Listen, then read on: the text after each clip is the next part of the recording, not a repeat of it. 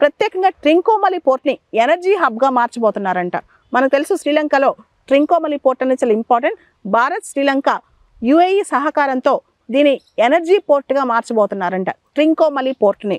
దాంతోపాటు మోడీ గారు fishermen issue కూడా రైజ్ చేశారంట. మనకి శ్రీలంకకి మధ్య ఫిషర్మెన్ ఇష్యూ ఉంది.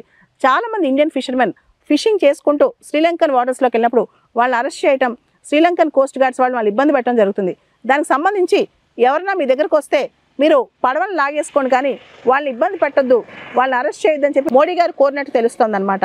ఇవన్నీ పక్కన పెడితే భారత్ శ్రీలంక సంబంధాల్లో ఇది ఒక కొత్త అధ్యాయం. మోడీ గారి విజిట్ అనేది కొత్త అధ్యాయం అని చెప్పొచ్చు. ఎందుకంటే శ్రీలంక మనతో పాటు బిమ్స్టెక్లో ఉంది, మనతో పాటు సార్క్లో ఉంది.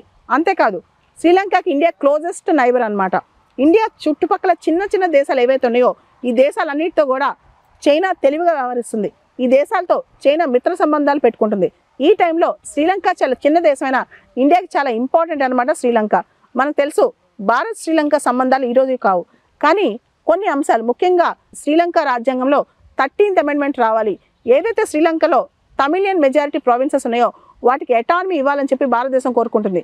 కానీ ఇప్పటికీ కూడా శ్రీలంకలో తమిళియన్స్ని సెకండ్ గ్రేడెడ్ సిటిజన్స్గానే ట్రీట్ చేస్తారు. అదే ఇండియా శ్రీలంక మధ్య చాలా కంటెన్షియస్ ఇష్యూ అని కూడా చెప్పొచ్చు అనమాట.